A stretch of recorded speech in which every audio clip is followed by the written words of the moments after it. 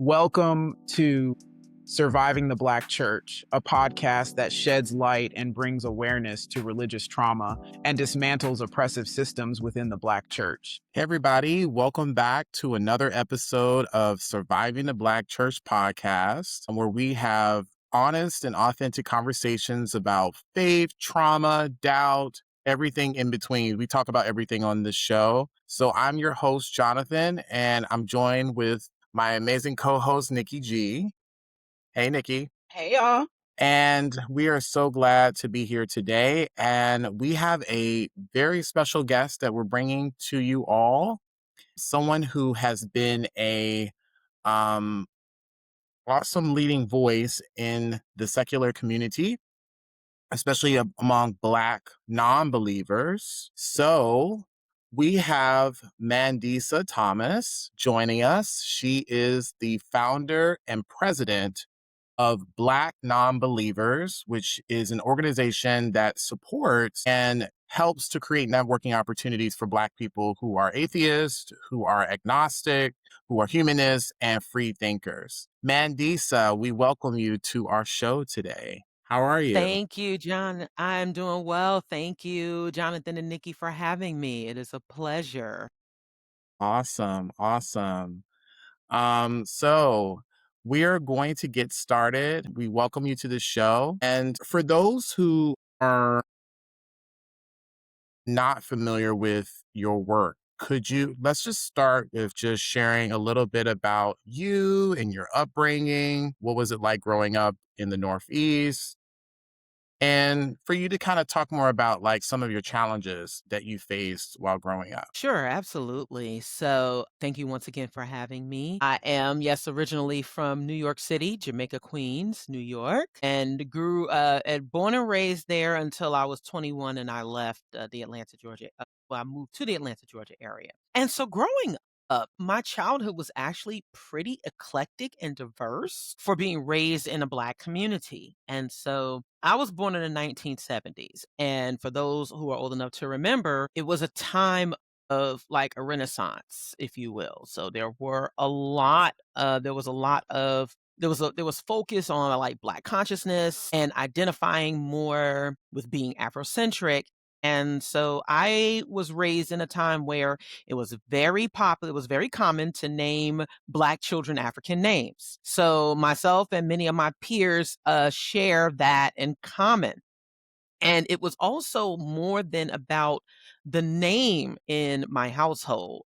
My mother was very, very adamant that my brothers and I would not be raised in a church setting. As a matter of fact, my dad, my father, who passed away in 2022, was raised in the church and he hated it. And I also have some secular roots in my maternal grandmother, who was big on celebrating holidays, but there was never fully a religious angle to it. She and my grandfather were okay with my aunts and uncles believing what they wanted to believe. As a matter of fact, I was told that they were sent to church when they were younger, but that was just to get them out of the house. It was more of a utility rather than being something that they actually took seriously. And so I remember plenty of Thanksgiving holidays and plenty of other holidays with us just going over to my grandmother's place and just eating and hanging out with my family.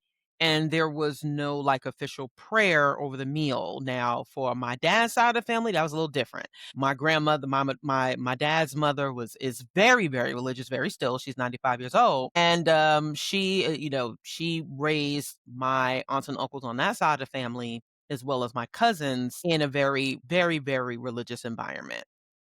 And so, but I grew up going to a place called the African Poetry Theater on Jamaica Avenue in Queens, where I learned a lot about Black history and culture, issues that face Black folks, especially from a very Afrocentric lens. So I knew who Malcolm X was before Dr. King, learned a lot about Marcus Garvey, learned a lot about, becoming familiar with all of like the Black conscious scholars, Dr. John Henry Clark, Dr. Ben, and Dr.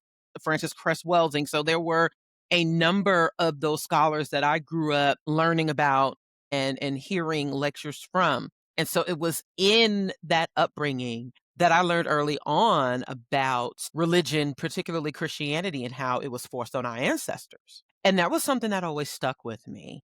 But also during my childhood, I was under the tutelage of my voice instructor. I'm a classically trained singer. I've been singing since I was the age of 4. And so I would sing as a soloist in various churches in the New York City area, primarily in Queens, the borough where I grew up. And interestingly enough, I would kind of sort of take in the sermons that were being preached in some of these in these churches, and I would think, wow, some of this is really weird. It was just so odd to me because one of the other places that my mother always had my brothers and I was in the library. We spent a lot of time taking in different programs at the various libraries, and I read a lot as a child. So with such a focus on education as well as having a critical eye for what was going on in Black communities, to sit in these churches and many times see white Jesus on the wall. My grandmother has a picture of white Jesus on a wall. And it was a bit mind boggling to me. And I remember being unable to really express that to some of my relatives. On my mother's side, some of my uncles, they were sort of in that, they were in that vein. They were in like the Nation of Islam. So Black consciousness was a bit more on their minds there. But on my dad's side of the family, it was not. It was very much just being in the church or even just kind of like hanging around in the neighborhood too, because a lot of the church kids around there got into some trouble. So it was really seeing all of that and also being raised by my mother who was very abusive. She and my dad split when my older brother and I were very young. And so we experienced that dynamic of a very tumultuous split between our parents and seeing a very ugly side of the very ugly side of that and that being taken out on us. And so I just remember thinking, I'm like, if there's a God, and why is he or she or it letting all of this happen to children like myself and other children in the world? And so I also could never reconcile how so many Black folks were Christian, especially after what I learned. But it took me to fully understand as an adult that the church and Christianity in particular just plays such a domineering role in our communities that it's hard to break away from. So, in moving to Atlanta when I was 21, I had never been asked, what church do you go to before, ever, even though there's like plenty of churches in New York, in the tri state area. I had never been asked that. That was so odd. And especially considering the things I had heard about Atlanta, Freaknik, all those other things. And I had visited Atlanta before as a teenager. I was in the Upward Bound program. So, but getting that experience of being asked, what church do you go to? I was like, wait a minute. That was extremely, it actually was pretty uncomfortable for me, but also still understanding that, the dynamic of religion in the church that it played, which at times was a very contentious conversation. Going back a little bit, I remember being so militant in high school. I was such a firebrand about like Black history and the issues that we face as Black communities and as Black people. I grew up with my natural hair. My mother did not let me, get a relaxer until I snuck and got it at 17. But I was so about that militant life growing up. And so one of my peers had asked me, was I an atheist when I was 14? And I asked what that meant. And I was told that I didn't believe in heaven or hell.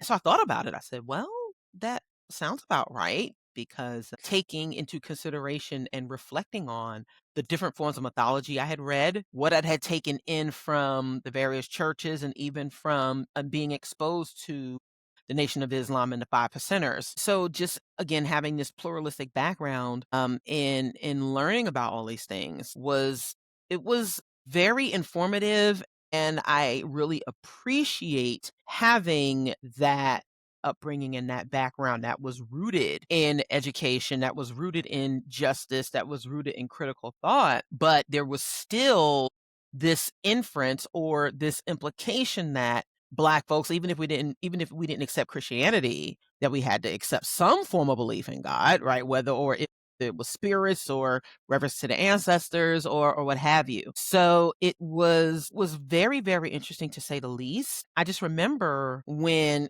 I would feel othered by my family members at times for being so outspoken about those issues at such a young age too. And it did feel like sort of an isolating experience. I mean, I still grew up, in my neighborhood, still had a very, very extensive experience with my family, with my neighborhood, and with the culture in general. But having still that minority opinion on religion that I just really couldn't express to many of my peers, even though we had discussions about, the state of our communities, it was always still an elephant in the room to talk about religion and how harmful it has been to our communities. And so really just being able to unpack that as an adult, I found that I still experience the same type of pushback from folks. But the way I was raised to be outspoken and to be forthright with my position just really helped inform my identity, as a non-believer, as time went on. And it was in that I learned and ran into others who had similar experiences, or they were very, very deep in the church and they had left and it had been traumatic for them. And it was just such a breath of fresh air to find others. And so it was then that I realized that this was a course that I needed to take as far as connecting more folks who were non-believers and who were Black atheists in particular and religion doubters. Because I realized that because of the dynamic in our community that it was needed especially. Wow. Oh my goodness. Your movie, the Mandisa movie, Right. what that was like, right? Yeah. Right? Mhm. From New York, okay, from Queens. All right, I'm from Jersey, so I feel you to go to Atlanta, and I can every 5 minutes is, what church you going to, what time you going to service. There's an assumption Mhm. that that is your affiliation, and people like and it, the Bible Belt, the South, that is huge there, whereas the Northeast, you get a little bit of everything, and growing up in that environment, and in more the conscious Black, I'm from the 70s too, 70s baby, you had a Mhm. little bit of everything, the hoteps, Yes. you had the Muslims, you had the Black Hebrew Israelites, you had Yes. Christianity, so it was surrounding you, and to see your trajectory, it's amazing to hear. But then there's a question I have, is like, even though you had all that as your foundation, you had the mentors, you had the background, you had that New York grit, and we don't overlook the New York grit, the Uh-huh. Northeast grit, right? What was it like for you in the area of courage to say, you know what, I am coming out of the proverbial closet and I am now verbally affiliating with like being a non-believer, a Black atheist, before you even touch the organization? What was that like for you to tap in to that courage to say, look, this is who I am, take it or leave it, baby? It was a little scary, I have to admit, because I had fallen back into that stereotype of how atheists are, or what they are, what they aren't. And so for a long time, I consider myself spiritual, as I was real. Now, I always had a disdain for Christianity in particular, due to the, hypocrisy and also some of the very, very harmful things that I had, learned had been committed in the name of it. We're gonna get into that. Yes. So for me to actually say that I was an atheist as an adult, it still felt a little weird. I'm just like, well, yeah, I'm comfortable questioning or critiquing the religions, but I'm not sure where I sit with that. And it took for me to connect with folks like Jeremiah Kamara. And for what it's worth, I did end up watching Bill Maher's Religulous back in 2010, which was very impactful for me. And Mhm. also Mhm. connecting with other Black atheists online. And I was just like, okay, wow. It was very eye-opening that there was a contingent of folks who sat on that side who I was just like, okay, wait.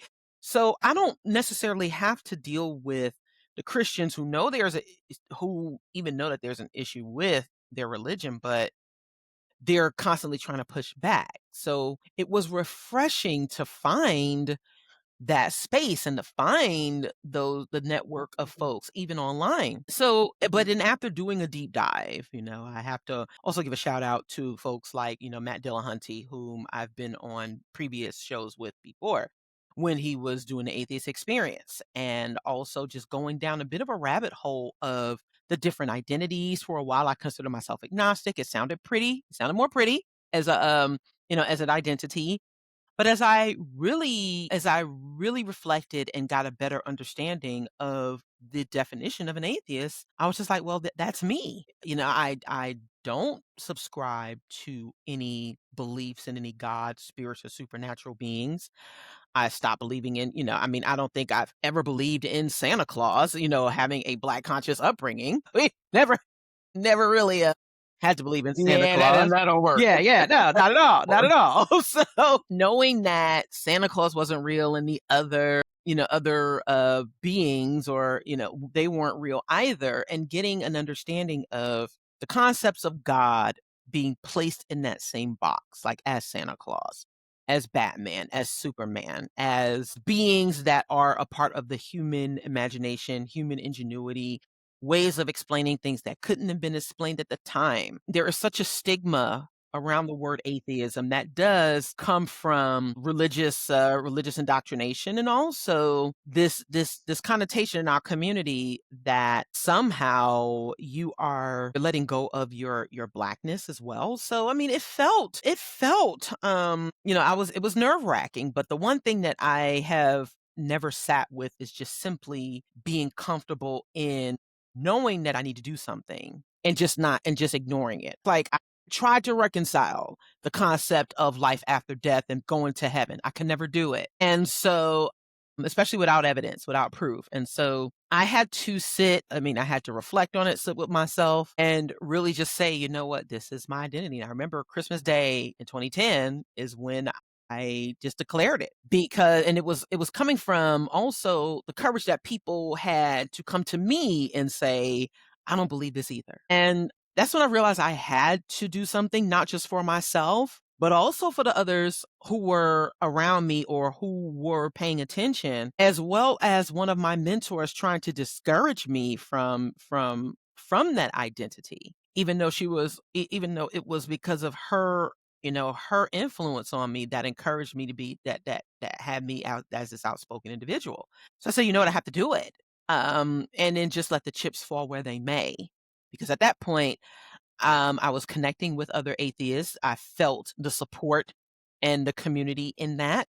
And so I just wanted to expound on that. And I couldn't do that if I was not solid in that foundation. Yeah, yeah. Mhm. And I mean, like, I love hearing that part of your story because, a lot of our listeners may find themselves in various places on the deconstruction scale, Hmm. and you've elaborated, but I might throw it back to you for a definitive understanding and breaking down what some of these terms mean. Because I Sure, think, for us in the Black community, when we exit, even if it's for 5 minutes, 5 years, we don't know what we want to do, if we want to connect with our faith, if we want to go into spirituality, go into new age, or even, become a non-believer. I think it gets really muddy. yes, And, as far as what it looks like coming from us, there's not a lot of definition and not a lot of clarity. And so there may be a listener out there, they say, you know what, Mandisa, I think I sound like you where I'm at right now. And that's scary. But what does the process look like? What is an agnostic? What is, sure, a humanist? What is, so elaborate a little bit more for the sure. listeners out there. Oh, wait, hold on. Go ahead, Jonathan. Before we do that, I just want to just add a caveat here. Because the way that we understand like atheism and agnostic and non-believer, it is through the lens of Christianity, or it's through the lens of religion. And I was hoping for this episode that we can kind of suss out that, so it's because terminology does matter, that we can have a like clarity and really defining what atheism is and what non-believer and what agnosticism is for our audience independent of like the dogma that we've internalized. So yeah, that would be really, really helpful. Sure, absolutely. So, if we want to get into like the basic definitions, atheism is the rejection of the God concepts or God and gods. So when people, it's interesting because when people ask like, "Well, you don't believe in God," and we would say, "Which one?" We don't believe in any of them, and we often point out that many believers don't subscribe to belief in any other gods. They don't subscribe to belief in other, they may not believe in fairies, they may not believe in other entities, but they may believe in their God. So an atheist rejects and has rejected belief and does not subscribe to belief in any of that. It does not say anything about what we do believe or what we do put our creed in. And that's where many of us, for us, we also identify as humanists, because a humanist is, and it is and the American Humanist Association does have like verbiage. It is someone who cares about doing good for the world without a belief in God. It is a practice and it is a value system that is rooted in evidence, that is rooted in what we call the natural world, and offering and finding solutions based on that rather than it coming from a divine intervention, a lens of divine intervention. And somehow God or, like prayer or anything like that is going to help save us or help us with this world, meaning that it is up to us as human beings. And like either we are responsible for the betterment and improvement of ourselves, and we are also responsible for the harm that we cause. It's not God, it's not a devil, it's human beings. And that we can, as human beings, work to create a better world for ourselves and each other. And that is, I do consider myself a secular humanist. So I am a humanist. I care about what's going on in the world, but I don't believe in a God, and I do not subscribe to divine intervention for that, for that. As far as agnostics, now some of these terms can be used interchangeably, right? So there are people who consider themselves agnostic atheists. And what that means is for people who consider themselves agnostics, they often, it is described as not really having a way to know whether God exists or not. That there's really no, there's just really no way to prove it or not. And I mean, it's very similar to atheism because it doesn't mean that we stop asking questions or we stop looking for new information. I mean, if there was credible evidence to be presented of a God's existence, I would take it in consideration. I mean, it doesn't mean, and it also doesn't mean I don't say that I don't say I don't know, because there's a lot of things I say I don't know too.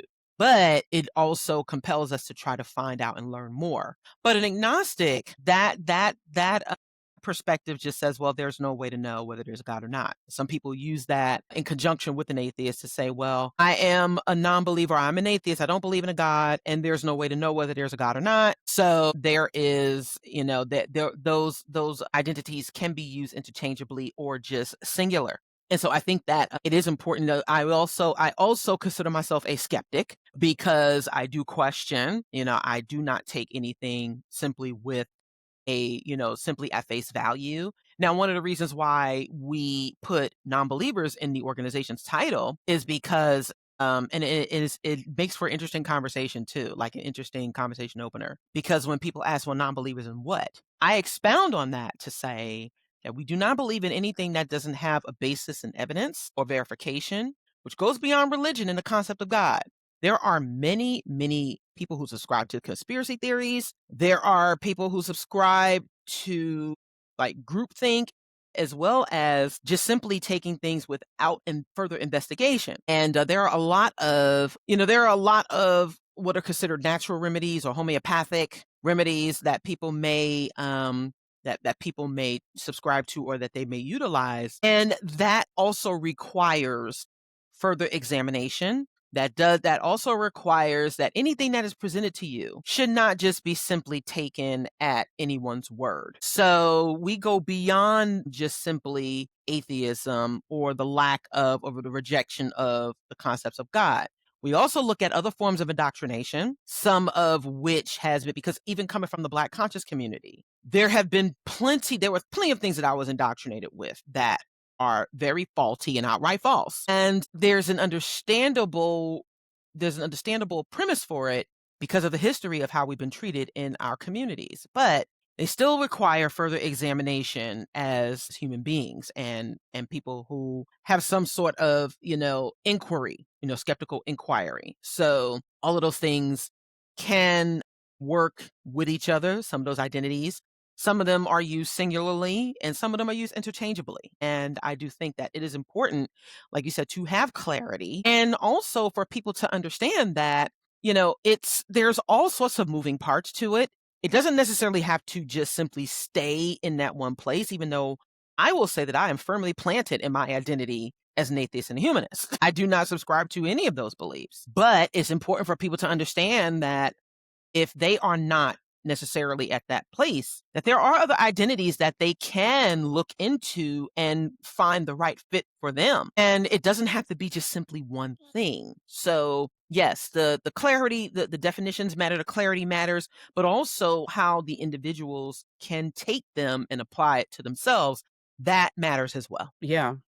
That was beautiful because I think our people really need a lot of clarity around this because, most of us have been indoctrinated with, it's just the religion only. There's nothing that exists outside of that. And particularly Christianity, everything is in the house. Mhm. So it's not possible to exist outside of the four walls. You can't have a flourishing life. You can't meet people. The outside world has been demonized. Everything is evil outside of the church. So when you meet people who are thriving, who have different affiliations and perspectives, and even non-beliefs, people scratch their head like, huh?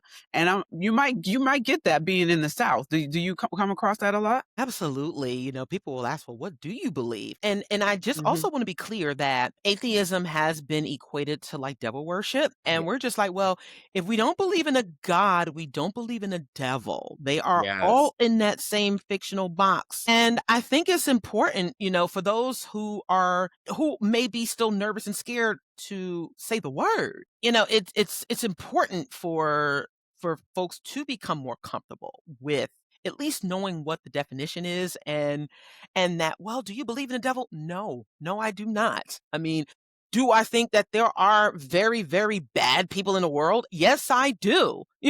Or do I think or do I think they're being guided by a devil?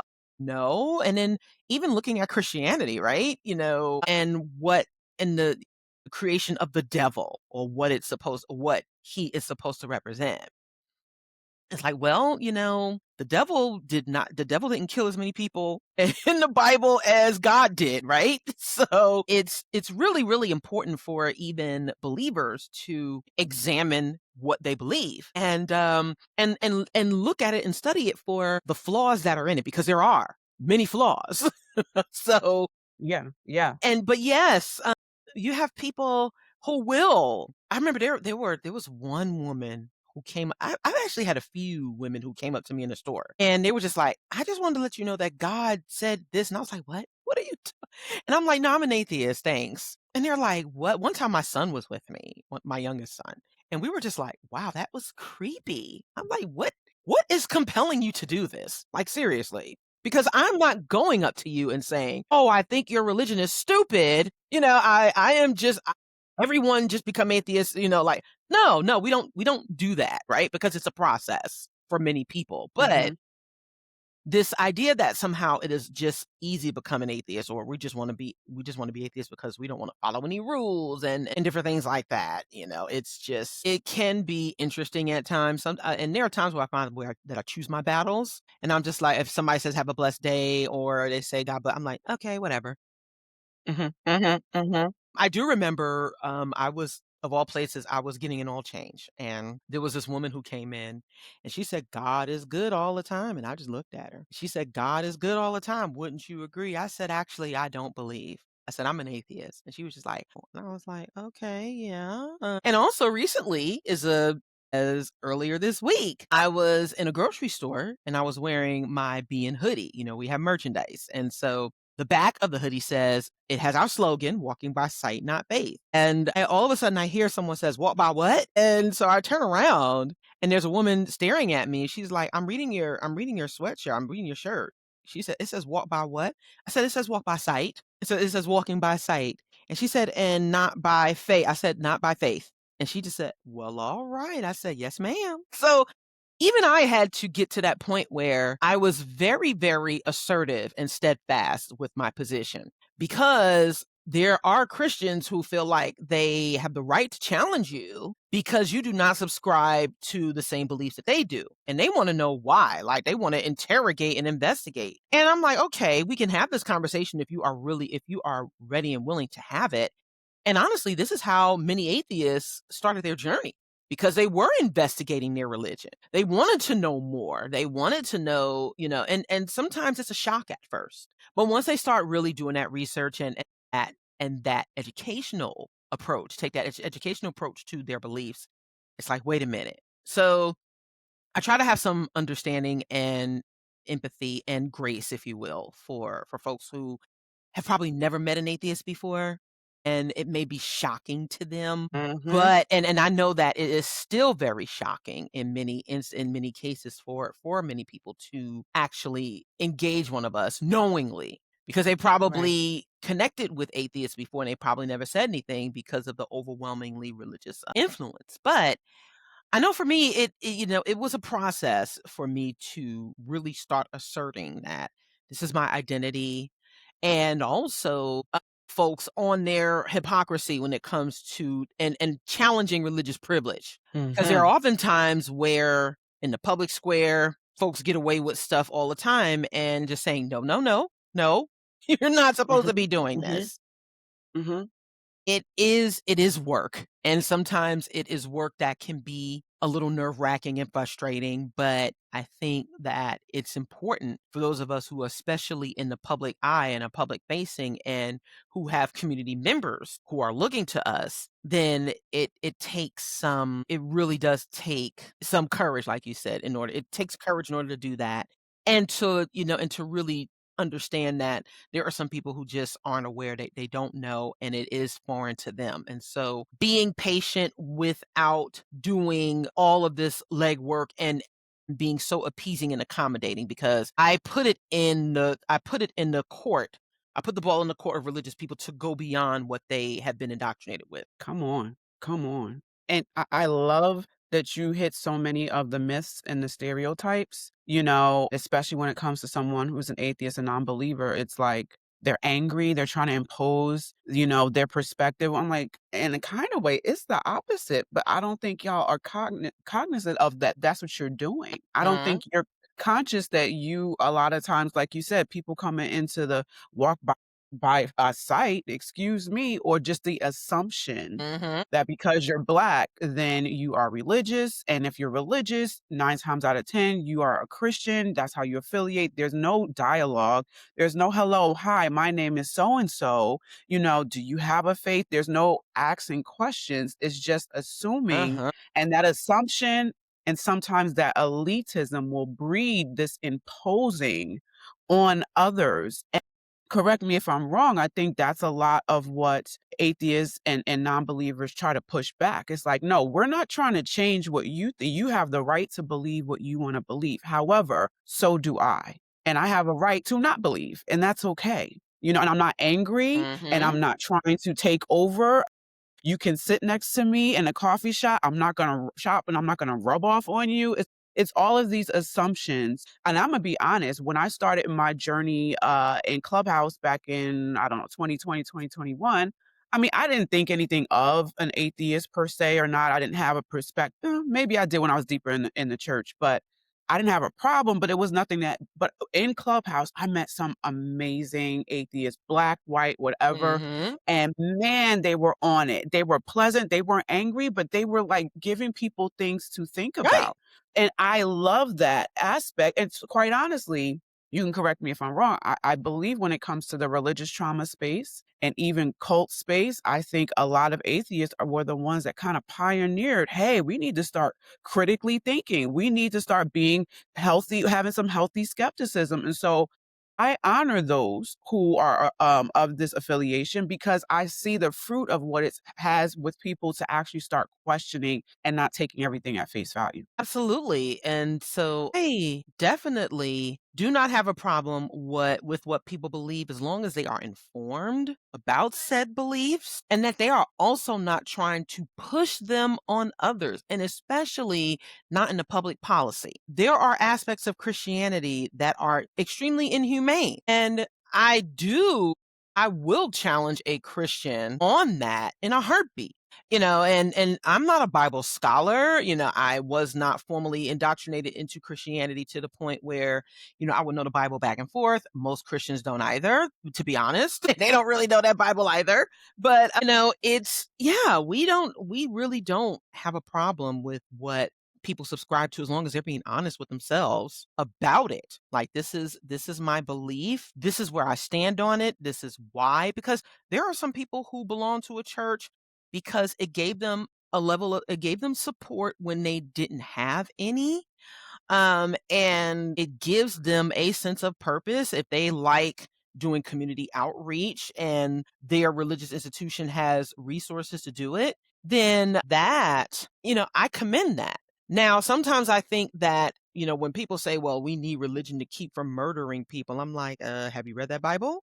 But if we really want to have that conversation, right? But there are some people who feel like their belief has saved them, or being introduced to their belief has saved them. And I try not to take that away from anyone. But however, I do take issue with folks who just automatically will react to atheism and non-believers, because if you talk to many of us, we will have very substantive conversations. You can have substantive conversations with us. You will probably never know unless we just actually said that we didn't believe.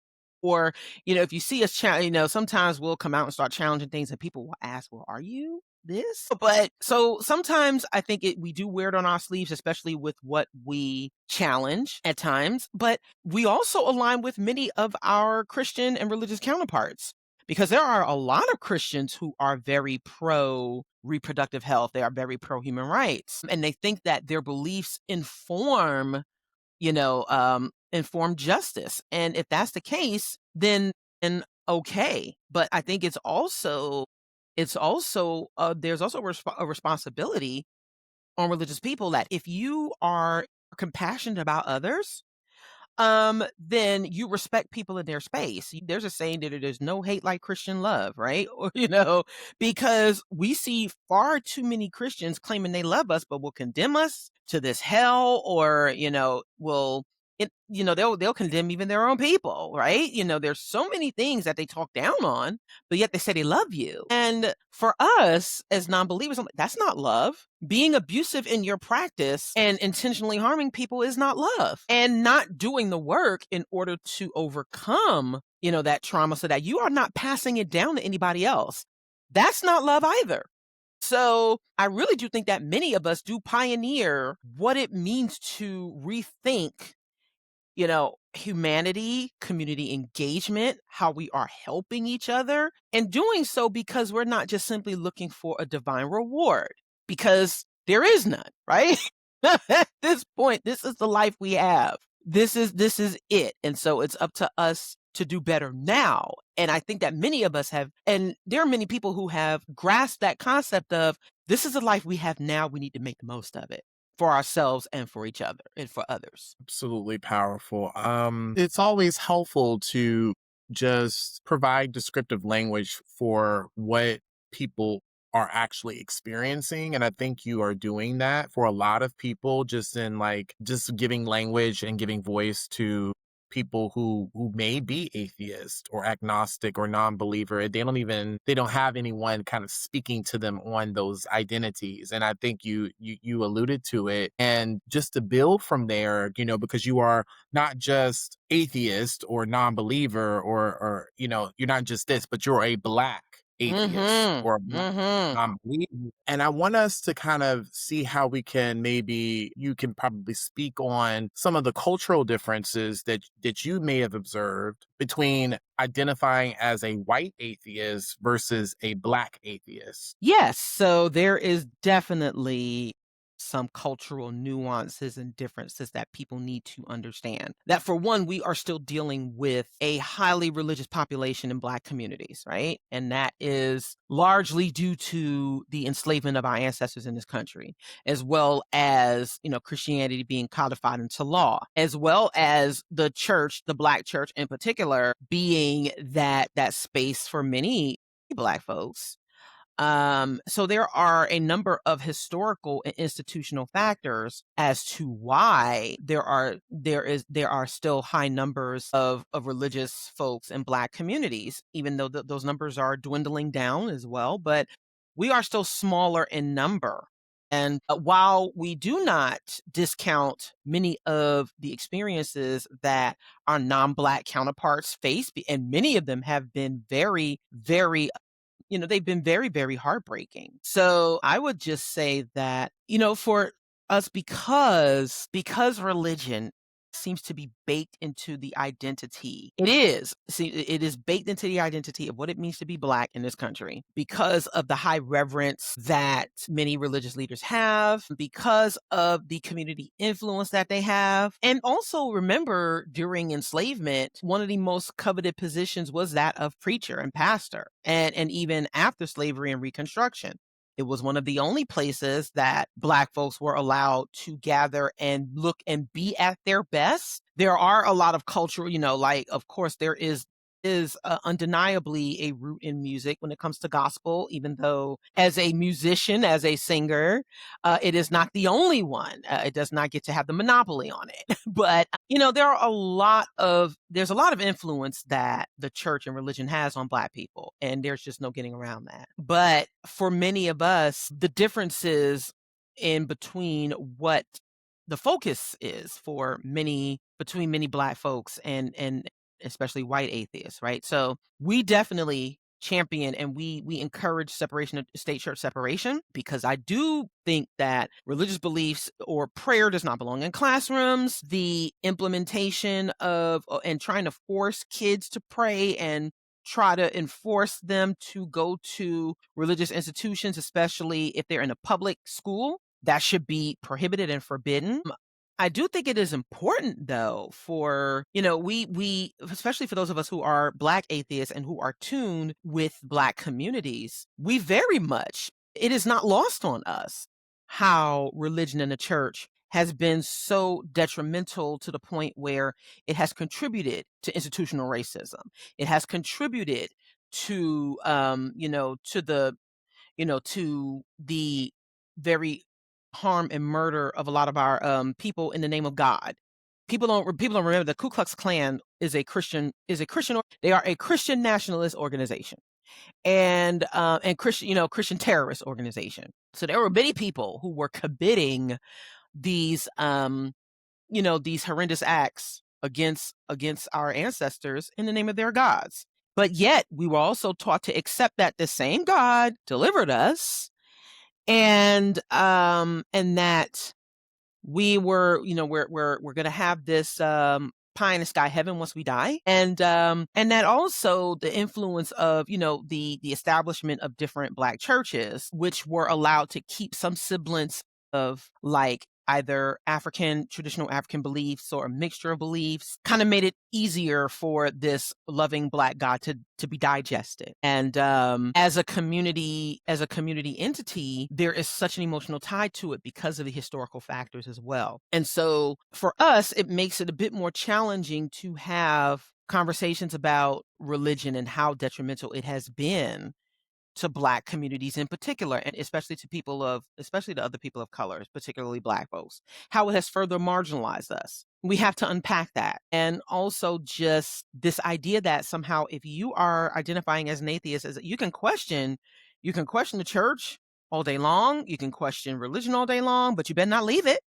Because you're trying to be like those white people. You're trying to do what those white people do, not realizing that it is white evangelicalism that led us to this over deference to religion and Christianity in the first place. So I argue that it is a testament to being proud to be Black, to be liberated. from these religious beliefs that have, that have enslaved us, and to put them in a category of education and academia to the point where we can study it and study different religions in a way that we take ourselves, or many take themselves, out of those beliefs. But it becomes much harder still due to the overwhelming religious influence in our communities, as well as internalized white supremacy, internalized misogyny, internalized classism that is at the root, that religion has been at the root of. And it makes it that much harder because as we see advancement, like in certain laws, though we see that now there's an attempt to turn back the clock. When things are institutional, you don't have to physically shackle or enslave anyone anymore. It's already ingrained. So we're dealing with trying to unpack the institutional dismantling that, that informs people's, definitions or even perceptions about what it means to be atheist in Black communities. And so we are, there is a re-education that needs to happen. And that is going to take a lot of work because we are still dealing with institutions that are heavily tied into the church because of their resources, because of their influence, and because of the indoctrination that, like you said before, that there is nothing else outside of that. And so that we have all of these obstacles that we are still overcoming and that we are still working with in order to have a balance and to provide a more well-informed perspective to even especially our community members. And I think, that's a tall order for anybody, because you have your affiliation and then, subsequently you're looking at it and saying, how is this impacting our people? I mean, you alluded to it a little bit earlier, talking about different organizations, different podcasts you went on that were non-Black and that were helpful and resourceful and everything like that. But then it's like we still have to create it where it's a palette that we understand Mm-hmm. as Black people, and we're doing that just as well in our space. What does it look like to not just be a religious trauma survivor, but a Black Right. religious trauma survivor? Because Right. there are a lot of differences and nuances, and a lot of it has to do, you kind of described it, that trauma bond Mm-hmm. that we've had when we were, first brought over here and enslaved and forced to adopt, as they say, the white man's Mm-hmm. religion, and how that is still systemically impacting us, our generations, our families to this day. Right. And so, it does take a lot of work. And, I don't want to speak for you, but I think it's awesome that we can network with other groups and organizations that don't look like us, Mm-hmm. to further the message. But then at the same time, it's like understanding we have to build a table for ourselves. And, I think that's what you've done with your organization and all the different things. Maybe I should pause this. How do I do that? He's been having tech difficulties and he said that he was hoping it wouldn't happen. I can always edit this out, Okay. so that's not a problem. I don't want to pause it because then Yeah, that's fine. We can just continue he to go if that yeah helps. yeah yeah yeah. I don't know if he can be able to be let back in because he was the host. He forgot to make me a co-host. So let me see how that Mhm. works. Well, Yeah I'll yeah take yeah a yeah couple of bites while because I know this will love. yeah yeah. Eat, hun. Yeah, I'll edit this out because he's been having issues with the internet. He's using his hotspot. They were supposed to come and fix it today, but Mm. he had to change it to tomorrow during the time when we're recording. He's like, let me just use my hotspot. Let me see. This is so good. Yay! Yes, it is Yeah, this is fantastic. so good. Sorry, Okay, guys. there we My go. my There we internet go. connection collapsed. Welcome That's back. okay. That's all right. We'll just edit this part out. I was gonna stop the recording, but then I'm like, I didn't have the Oh, functionality to okay. do that. So I said, we'll just edit this part out. She's taking a little breather Yeah. or what have you. I'm just gonna keep going. I don't recall everything I was saying, but we'll figure it out. But your organization has, built your own Yes, table yes. and you created, this awesome network, this awesome resource for our people. So we've held it off till now, but tell us about how you began the Black Nonbelievers organization. What was it like to start it?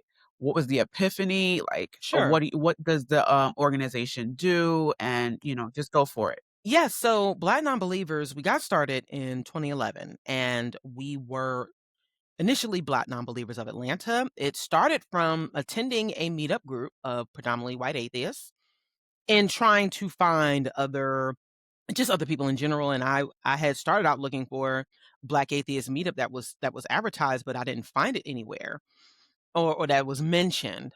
But in doing that, I encountered what some other Black atheists had warned me about online when attending when attending in-person events, how we're often tokenized, how we are often expected to speak for the entire Black community, or our experiences as Black atheists were just outright dismissed. And I remember the only other Black person who was there, who was also a gay dude. I said, there has to be more of us out here. And it was important that we were Black nonbelievers, for one, because of my upbringing and my introduction into, especially justice, being justice centered for Black folks, and what that looks like, letting go of religious belief in that, and doing so in a way that we are connecting to Black folks, because we very much are. I mean, I'm very much a product of the Black community. I definitely do not. I think that one of the challenges that I think we have, or one of the problems that we have in our communities, is what it means to be Black, right? This idea that if you didn't grow up in the hood, or if you don't like basketball, or if you don't like, if you don't like certain things that are considered to be inherent to Black culture, then that means you aren't Black, right? It's similar to what we deal with when it comes to the atheist identity. But I think it was important for us to show that many of us are very much a part of Black culture and very much raised in it. And it doesn't mean that you are foreign to simply because of that. And we wanted to bring that forth in this organization. We focus on very much, because I had met other Black activists and content creators, and it was really more about bringing more of us together and to be able to relate in ways that other people just could not, because some of them would not have their identities questioned being Black and atheist. And for many of us, yeah, we might be able to hide our atheist identities, but we cannot hide being Black. And especially with a lot of stuff that we are dealing with just in the, just in the public square, and also just societal, all of the norms that and the stigmas that we deal with. So having that relatability as other Black folks really, really was needed. And it was also important for other folks to see us, because oftentimes they didn't. Most of the time when you think of atheists, you often see white people, and that's because that's who the majority, and then white men, even though many of your foundational atheist organizations like the Freedom for Religion Foundation and American Atheists were founded by women. And so, people don't know that. Yeah. And so, but yes, oftentimes the faces of atheism are still white men predominantly. And that needed to change. And whether that meant that we needed to be out there for those Black folks who are questioning, who have either left the church and left God behind, the God concepts behind, but just didn't have that space, because so many people still don't know that there is an organization like Black Nonbelievers, that there are spaces for those who are questioning, for those who have left. And that's partly because many religious denominations condition you to think that you are just going to basically die if you leave, that there is nothing else, that it is the end of the world. And so many people carry that with them. And it's important for people to know that, yes, there are others. I can't tell you how many times I've heard, I thought I was the only Black atheist out there, because there is still a scarcity. And until these other organizations can effectively address the diversity, challenge, it was like, we weren't going to wait for y'all to do that. There needed to be spaces specifically for Black folks to find each other, as well as speak to and try to work with folks within our own communities who don't know we exist. That has been very, very important. But also to work alongside our non-Black counterparts for that support, for that networking, for that diversity. And also, if people are serious about supporting other marginalized groups and demographics, this is what you need to do without simply putting the work on us. But that was the work that we realized that we needed to do ourselves and push forward with, to try to create a better network for each other. And over the years, there have been books written, there have been anthologies written There have been documentaries produced. There have been other initiatives started. And even here at Black Nonbelievers, we host a number of like social networking events. We host guest speakers. We host roundtable sessions and where folks can just just really let go and just talk about their experiences and to become comfortable with those identities. We just came back from our National Cruise Convention, BNC-Con. We are coming up on another event, the Revival of Reason, and our events specifically feature Black non-religious voices, and we promote Black non-religious voices as well as Black progressive voices and Black progressive allies. We also host a live stream YouTube show in the cut where we feature special guests who are activists, who are content producers. Nikki, you were on our show before, so and it is a way for other folks to get to know the other Black producers, creators, and activists who are out there. Because if no one else is going to help promote them, it has to be up to us. If no one else is going to help support those members who need it, it has to be up to us. And we have to be able to reach folks where they are, which means going in spaces and also going in spaces and showing up as Black folks do. Like I am never going to be afraid to speak to any Black person or anyone else. If I'm like, I'll talk to a grandma on the street or an auntie, because I'm now at that age. So I'm like, I relate, we relate to our folks. There are some Black atheists who don't, and they would be considered, like sellouts or what we would call Oreos or whatever. And we reject that notion that simply because you may not be familiar. Like I joke with some of our folks who don't know how to play spades, right? We're like, like where were you made, right? So there are aspects to Black culture that we grew up with, and we're like, hey, we do this too. There are so many other things that we relate to and that come from our culture that might be considered, not up to par. Like many of your other non-religious organizations have exclusively focused on the intellectual aspect as far as just simply being academic and as far as, reading books or what have you.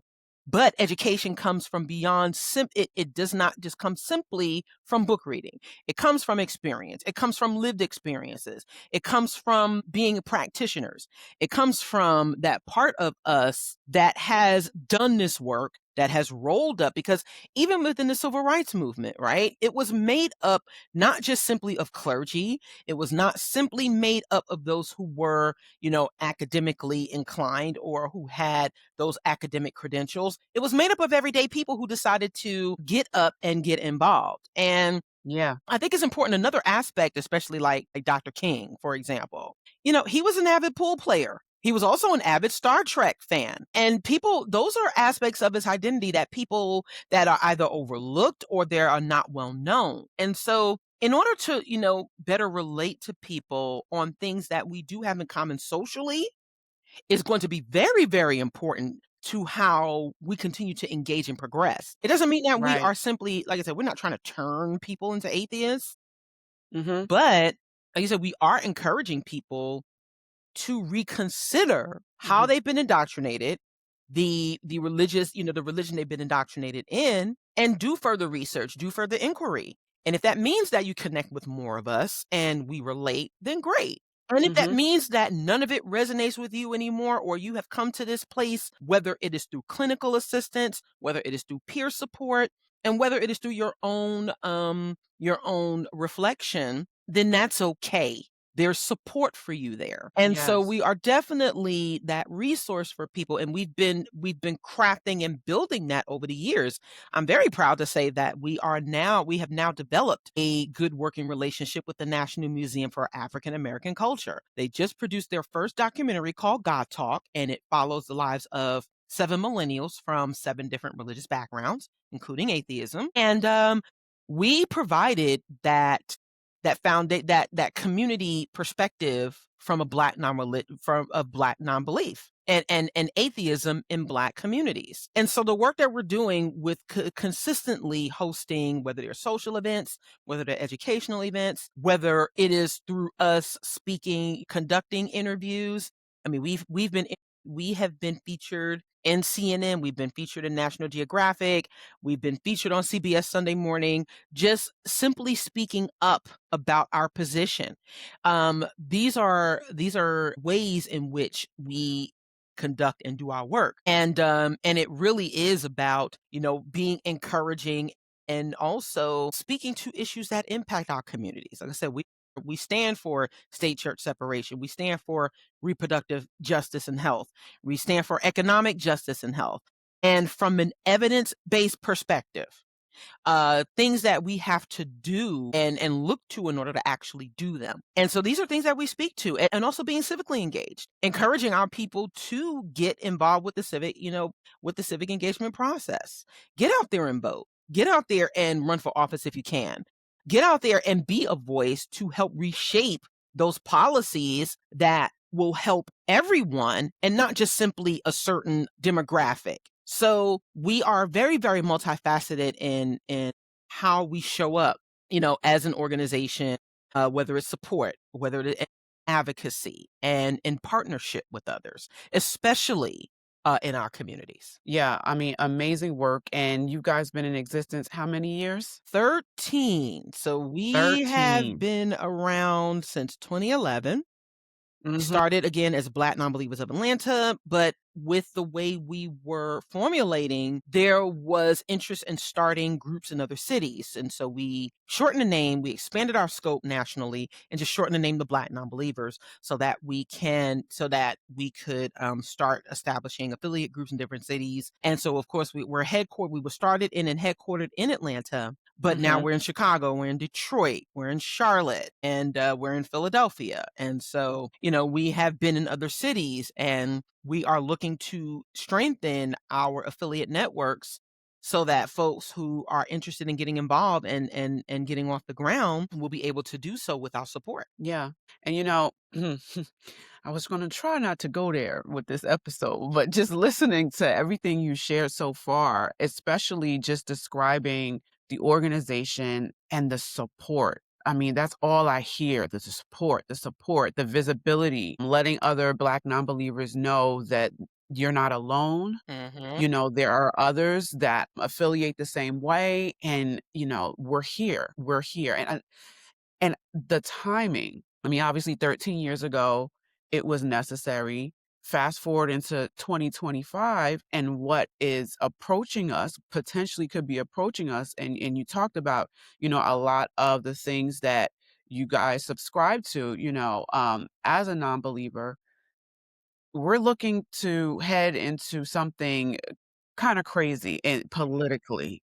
We're talking about, people having right to religion and right to choose, to now the potential of moving from a democracy to a theocracy, with where the next administration and the Christian national cohorts want to take this country. And I believe organizations like your organization, the work that Jonathan and I are doing with Black Religious Trauma Recovery Network, other organizations, it's going to be necessary Mm-hmm. to gather, to have community, because potentially what is on the horizon, we're going to need each other. Whether you still have a faith, still believe in a creator or spirituality, the potential of a lot of our freedoms to be stripped from us, even in a greater way than they've already been.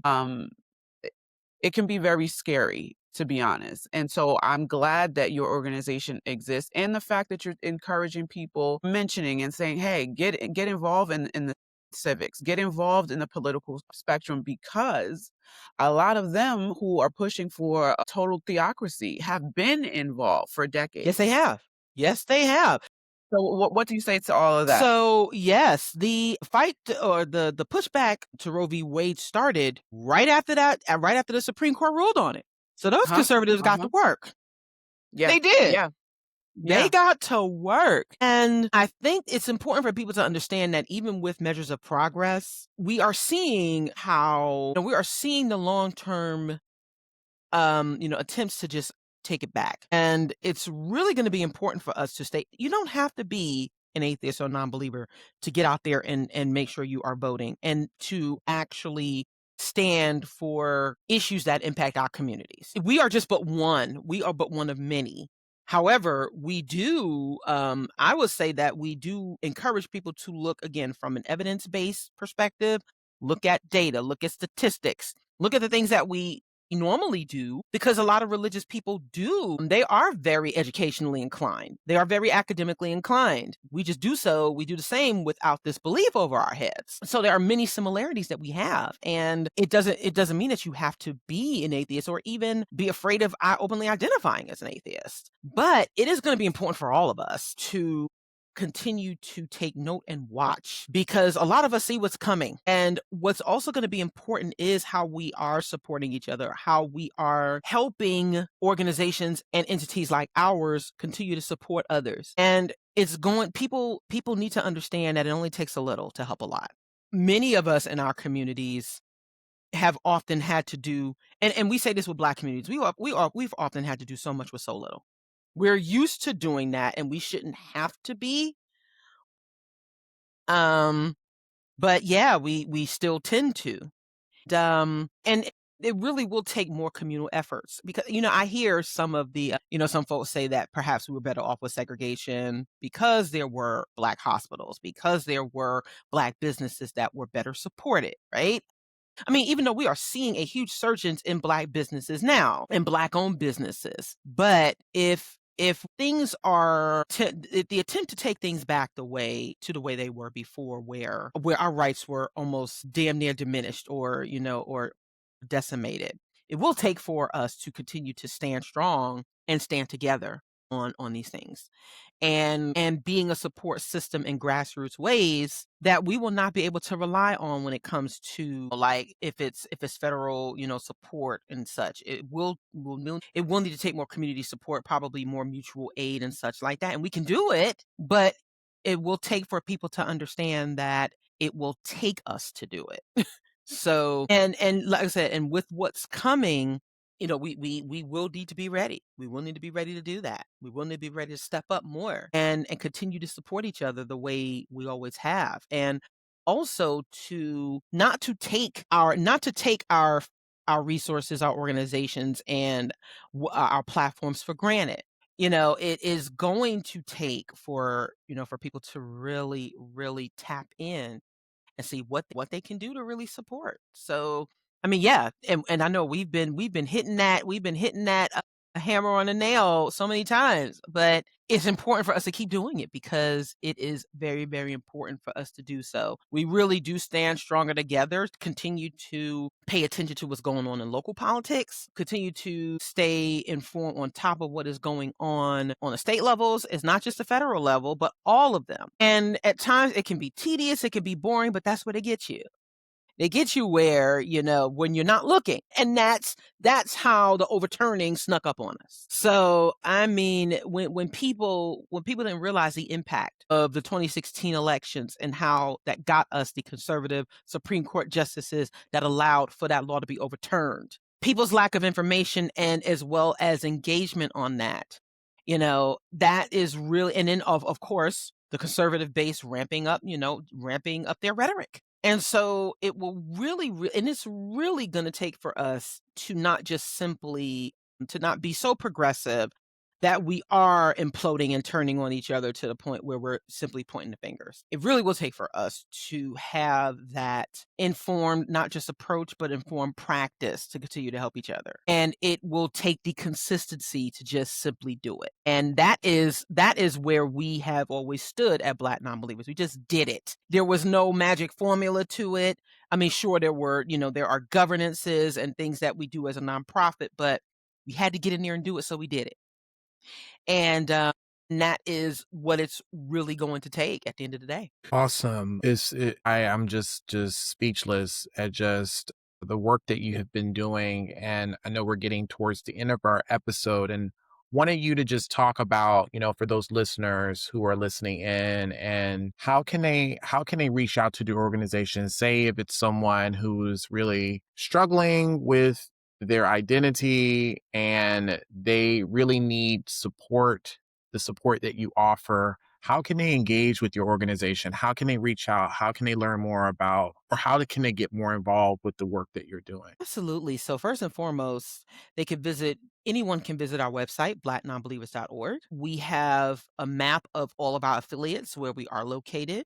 And because we do virtual events as well, we encourage people to become a part of any of the nearby affiliates or join all of them because we do encourage people to find support even if they are traveling. And so reaching out to us on our website and depending on the type of support that is needed, I'm always the one I respond directly to email inquiries. So if there are other resources that people need or are looking for, I'm more than happy to point them in that direction if they are looking to specifically engage with us, whether it is just at a local event or virtual or even at one of our national events. We welcome folks to do so. Of course, social media. We're on Instagram, we're on Facebook, we're still on X as of right now, but you can find us on as social media and reach out to us there as well. And of course, good old fashioned emails through our website helps a lot. And also, we also appreciate those who are looking to support our organization because we need it. And anyone who is inclined to make a donation as a 501c3 nonprofit, please do so. Just another note, we do co-sponsor a student scholarship along with the Secular Student Alliance. We've been doing this for 4 years. We co-sponsor the Hurston Scholarship named after Zora Neale Hurston, who was a free thinker. And, so these are just some of the things that we do to help support people. And they can definitely, first and foremost, our website. And we also have a YouTube channel. If folks want to catch up on our videos, our previous episodes of In the Cut, previous previous videos of previous conferences and events, you can definitely find us there. And so we definitely pride ourselves on being public facing and engaging to the point where if people just simply need that support and they're looking to find us, and also to find similar resources, that we will point them to where they need to be. And if that means that they want to, again, engage with us and attend things that we're doing, and do that. So, yeah. Wow. And there you have it. Wow. Yeah. Mandisa, wow, it has been a pleasure. This has been a very enlightening conversation, and we are just so appreciative of just having you on our show and sharing so much of your work and your heart and your passion for the work with us today. And this is just incredible. So I want to just kind of end it out with any closing remarks. Mandisa, starting with you, then Nikki, and then we'll just wrap up this episode. Sure. I'd really like to say thank you, Nikki and Jonathan, for having me on the show. Once again, it has been an absolute pleasure. And I look forward to our continued growth and collaboration. And for those who are listening, first of all, thank you. Please support this podcast, Surviving the Black Church. Please do see it as a viable resource. And if you appreciate it, do support it and also get involved as much as you can. And even if you can't, please do ask for a way that you can support the work, even as like a silent partner, as a donor, or what have you. All of us are building. It's never over. It's going to be ongoing. We are in this for the long haul, and I look forward to continuing to build with all of you and everyone who is in our network of helping people survive and overcome religious indoctrination, and as well as the Black church, because we do take issues with aspects of the Black church for sure, and we are unapologetic about that. So working in tandem and connection with each other is really, really going to be important. Thank you, Mandisa. You are necessary. Your organization is necessary. And I want to just give kudos to you because you could have chosen 14 years ago to say, all right, this is my affiliation. I got a couple of friends. We're on the same wavelength, and that's it. You didn't have to do this, right? And quite honestly, I'm grateful that you did, but I understand the hard work, especially amongst your own community. Even with our podcast, the title in and of itself, people are, oh, surviving. What are you saying? It's not easy having these topics, even in our own communities. We are the minority in our Mhm. community. And so with that comes a lot of pressure, but it takes courage. It takes courage. So I want to honor your courage personally for what you have chosen to affiliate with, and I want to honor you for what you're doing with this organization. Great work. And to the listeners, I want to encourage you, check out the website, check out the resources. This fear, this notion sometimes coming out of the Black church, or being wounded and not really knowing where you want to go, where you want to travel with this. There is this notion of, oh, well, if I touch something, if I'm curious, if I read up on something, if I, try to learn about this, I am going to become that thing. And part of the recovery process is actually engaging in your curiosity. It's just like going to a buffet and you can say, let me try this. I don't know if I like that. That doesn't mean you become what you tried. You just tried it. And there may be other things that you're like, I don't know if I like it or not yet, but I'm going to continue to eat to see what I think about it. And that free thinking allows people to question, to have healthy skepticism, to be curious, to evolve. And so I want to encourage the listeners out there, check out the resources. You may say, well, Nikki, I'm not affiliating as a non-believer. I still believe in a creed. That's okay.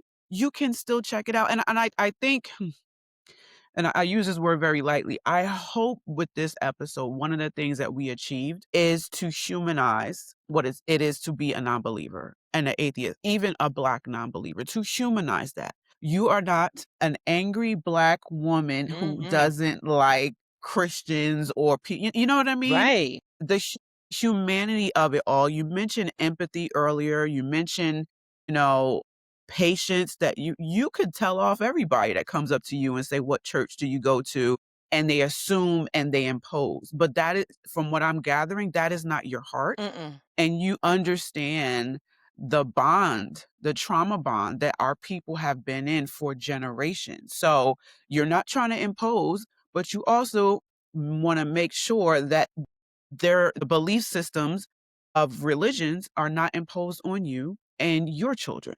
So I hope in this episode there was some humanity that people can actually admire and see in this, and break some of these stereotypes and these myths about what a non-believer is, So that's for you, listener. Don't say, oh, well, I'm skipping over this episode because I know that's not me. Do you really? Have you really started to sift through your belief systems?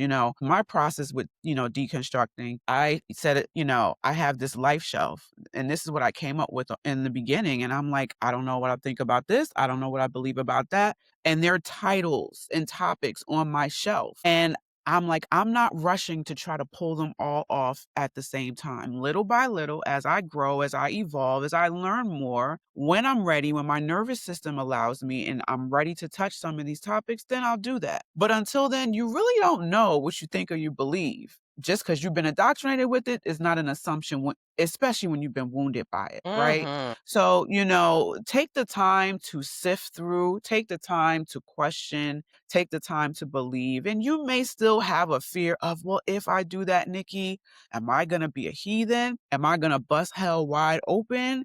Am I not going to be a candidate for heaven? Is God going to be displeased with me? All of these things that come up because it's been indoctrinated in us. If you are able to put that to the side for a second and just learn, whether it's with this episode, another episode, allow that curiosity and that learning to happen. And I guarantee you, whether you walk away with this affiliation or not, I think you will connect with a better part of you that you say, okay, this is my belief. I believe it now because I believe it, not because grandma gave it to me, not because Aunt Sue said I had to believe this. I believe this or not believe this because I actually sifted through and did the hard work of processing and deconstructing. So thank you all for being a listener on this pod. We thank Mandisa for coming on, and Jonathan as well too. And I hope you learned something. Share this with a friend.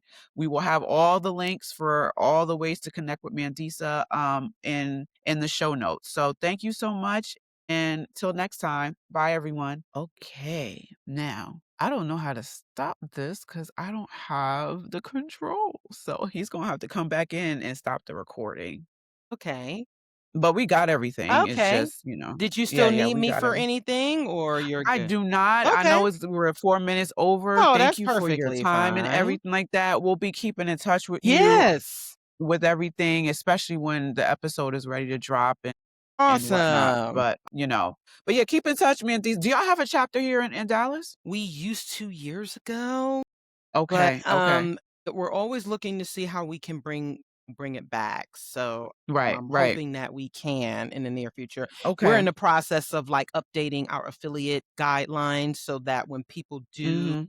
become an affiliate leader or a part of the organization, then they know clearly what the expectations are and Mhm. how they can maintain Right, the affiliates. So we right. used to years ago, but we're looking to bring it back. Good. So, but let's say if I wanted to go into one of the virtual events, I can go to You any can go to one of the any of cities. It our doesn't matter. yeah, Okay. no. You could join our meetup group. You can join any of them. Yeah, we have all of our virtual stuff online. So Right.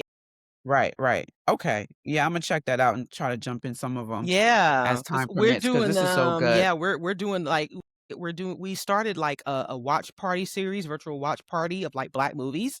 So we're gonna be Ooh, we're watching Coming to America on December 22nd. see? So It's like, "Fuck yeah, you. No, look, fuck you you too. too." That's one of my Yes. favorite parts. Yes. So we did Tales from the Hood in October, and then we did I'm Gonna Get You Sucker for See? Thanksgiving, and now See? we're doing Coming to America. So it's a way for Man, us that's to fire. because there's a lot of people That's now who haven't true. grown up with those movies. Right. Now then the next thing you gotta do is teach some spades, how to Yeah, play I know. spades. Yes, we do. Yes. We gon' you know what? At the revival, we're gonna have some spades tournaments Yeah, and see, we're there gonna you have some go, there spades you go. training. Wow. Yes, but we ended everything out, Jonathan. We were Yeah. chit-chatting, but yeah, I don't wanna take up too much of your time, Mandisa, Okay. but thanks That's so much for perfectly coming Thank fine. on. you Thank you so again for much. having me. I appreciate y'all. And we'll Yes. definitely be in Yeah. touch. Yes, yes, yes. All right, well, enjoy the rest of your day and your You weekend. too. Thank y'all so All much. I right. look forward to Okay, the hon. link. All Okay. right. Bye-bye. Okay. Okay. Bye-bye.